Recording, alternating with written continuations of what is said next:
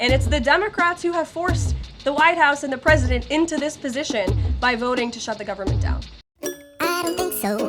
No, no, no, no. I don't think so. No, no, no, no. It's never, ever, ever, ever, ever, ever gonna happen.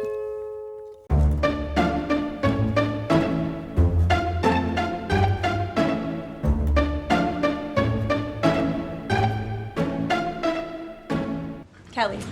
How would this administration define what makes a Democrat agency, which agencies, and what constitutes being a Democrat agency? I think this administration has been very clear, Kelly, that we're not going to tolerate waste, fraud, and abuse in our government.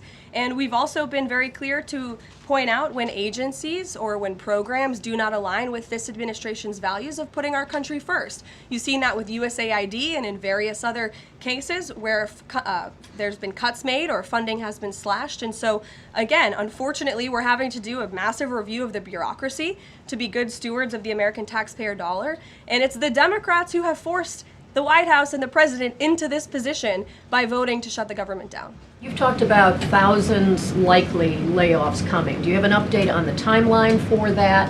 How quickly, and if the government is restored to funding and back in operation, will that list of potential layoffs still be on the table? Look, as I just stated, the Office of Management and Budget is in constant communication and contact right now with our cabinet secretaries and agencies across the board to identify, unfortunately, where layoffs have to be made and where cuts have to happen. But again, the Democrats have an opportunity to prevent this if they vote to reopen the government. That is all this administration and the president is asking for. Vote for a clean continuing resolution to keep the government open.